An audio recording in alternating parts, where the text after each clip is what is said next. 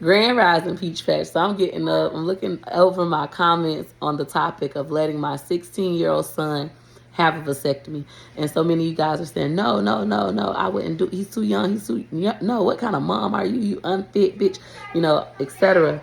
And I just feel like this is something that should be normalized, especially in the black community where I'm from, at least in Tampa.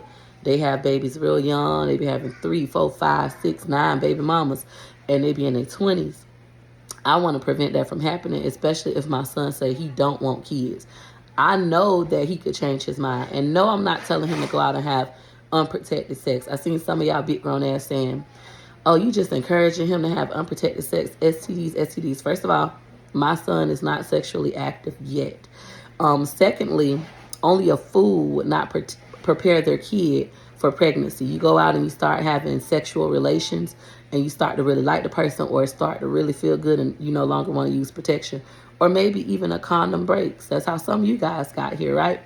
I don't want that for my child. But as his parent, I talked to him about condoms, and now we're talking about vasectomies. I want him to know like all the options available to him, which in America is only those two to my knowledge. If you know more, let me know. Condoms and vasectomies. That's the only way a man can protect himself from having a child. And like I said, condoms could pop. And also, you could really like somebody and decide you're not going to use protection. A girl could even lie and say, I'm on birth control, don't worry about it.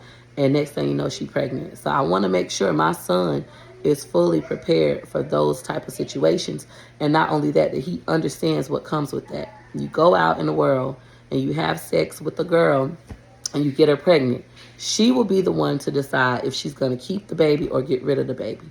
If you want the baby and she don't want it, guess what? You have no control over it. If you don't want the baby and she wants it, guess what? You have no control over it. Her body, her choice.